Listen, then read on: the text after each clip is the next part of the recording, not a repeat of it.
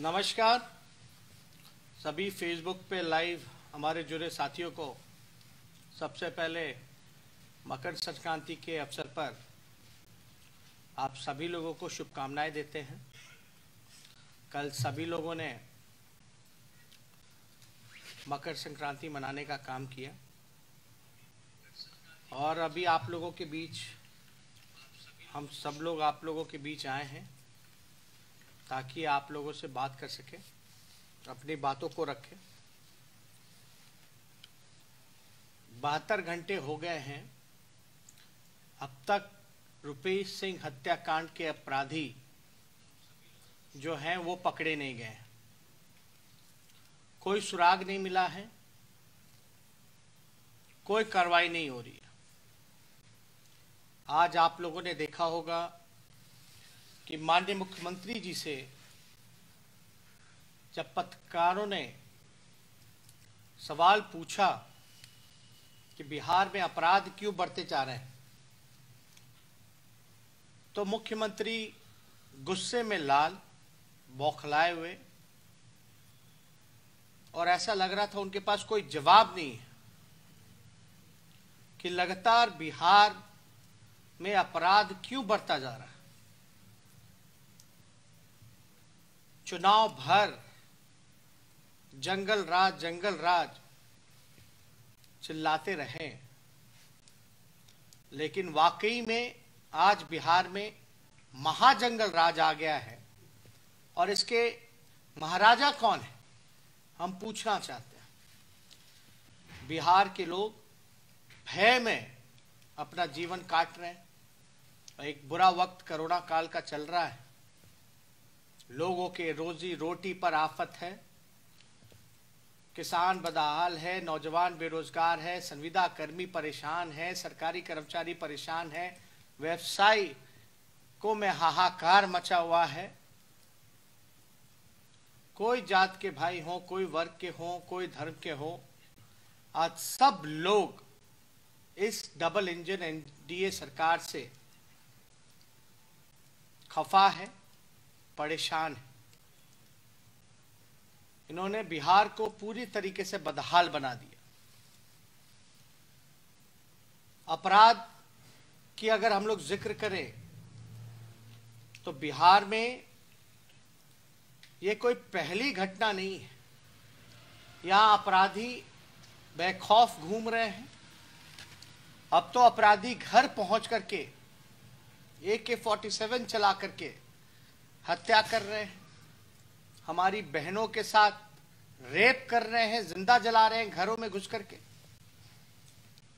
मुजफ्फरपुर की अगर बात की जाए तो कितने दिन बीते हैं बालिका गृह को हुए, लेकिन सत्ता ने केवल संरक्षण देने का काम किया अपराधियों को, और जो कि नतीजा है बिहार में संगठित रूप से सत्ता का संरक्षण अपराधियों को प्राप्त है।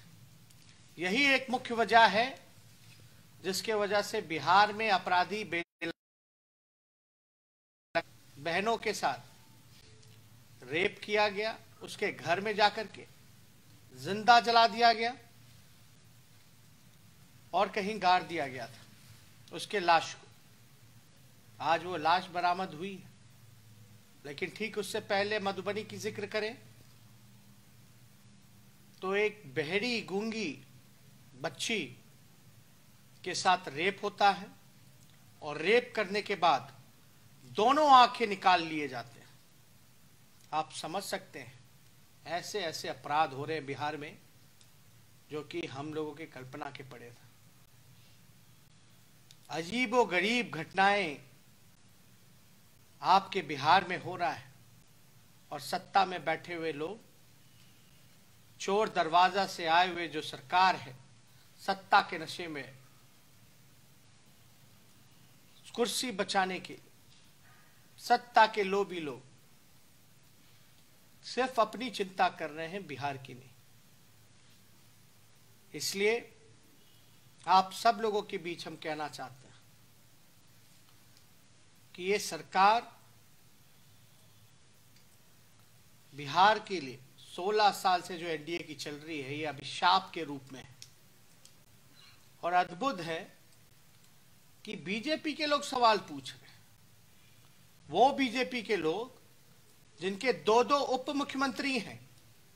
बिहार ने कभी दो उप मुख्यमंत्री एक साथ एक पार्टी का नहीं देखा।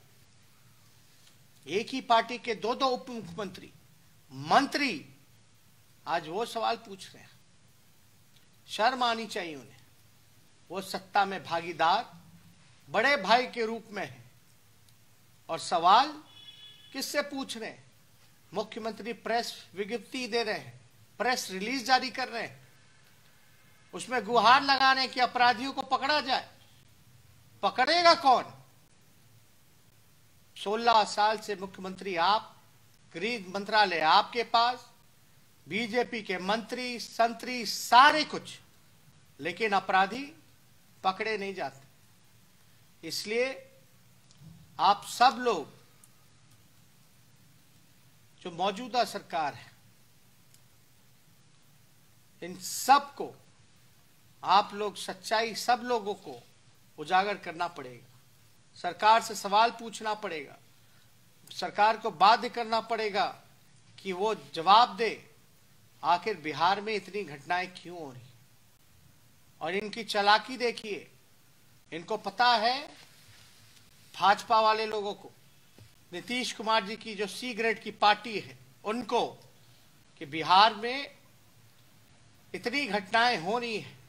जब विधानसभा चलेगा, जब विपक्ष सवाल पूछेगा तो इनके पास कोई जवाब नहीं होगा। इसलिए ये विधानसभा सत्र को, जो बजट सेशन होता है 1.5 महीने का, उसको ये लोग चाहते हैं कि 2-3 दिनों में खत्म कर दिया जाए। मात्र 2 से 3 दिनों में खत्म कर दिया जाए। ये अद्भुत है, हम लोगों ने कभी ऐसा नहीं देखा था। वैक्सीन के बहाने, कोरोना के बहाने इन लोगों ने जितना जुल्म मजदूरों पर, नौजवानों पे, किसानों पे, संविदा कर्मियों पे, जीविका दीदियों पे, आंगनबाड़ियों पर जितना जुल्म इन लोगों ने ढाने का काम किया, शिक्षकों पर, सारे काम अपने निकलवाते गए, लेकिन जनता के लिए कोई नहीं, कोई काम नहीं, कोई सुनवाई नहीं, कोई कार्रवाई नहीं। और ये लोग चाहते हैं लोकतंत्र के मंदिर को भी खत्म कर देना चाहते हैं। जनप्रतिनिधि का वैल्यू तो खत्म हो ही गया, एमएलए का क्या वैल्यू रह गया?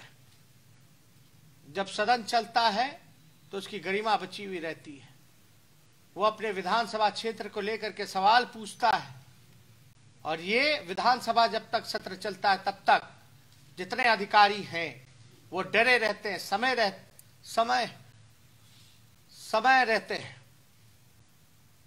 इसलिए हम लोग बार बार इस सवाल को पूछ रहे हैं कि बिहार विधानसभा का सत्र, बजट सत्र जो है, पूरी तरीके से जो ट्रेडिशनल परंपरागत तरीके से चले, जहां लोकतंत्र का मंदिर बचे, जहां जनप्रतिनिधि अपने विधानसभा क्षेत्रों का सवाल पूछ सके और सरकार पर और उनके अधिकारियों पर दबाव रहे। ये जितने अधिकारी हैं कोई अपना काम नहीं कर रहे हैं। आप लोग सब लोग देखते होंगे, दिन प्रतिदिन बड़ी संख्या में लोग जो है हमसे मिलने आते हैं, लोगों की शिकायतें रहती है, और सरकार में कोई लोग उचित नहीं समझते कि जनता से मिलें, उनके समस्याओं का निदान करें। लेकिन ये जो अपराध बढ़ता चला जा रहा है लगातार, जरूर 72 घंटे हो गए, अगर अपराधी नहीं पकड़े गए हैं, कोई कार्रवाई नहीं हो रही ढंग से, तो कहीं ना कहीं से आप कह सकते हैं कि इसमें बड़े लोगों की संलिप्तता हो सकती है। रुपेश सिंह हत्याकांड में एक भले व्यक्ति,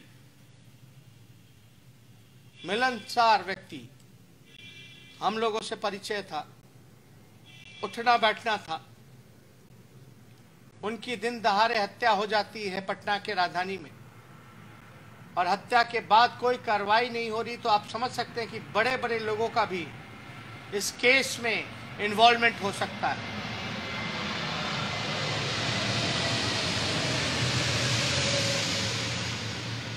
अभी कुछ लोग चर्चा कर रहे थे कि हो सकता है कि इसमें बड़े बड़े नाम आए, हो सकता है बड़े अधिकारियों के नाम आए, हो सकता है इसमें नीतीश कुमार जी के चहेते मंत्रियों का भी नाम आ सकता है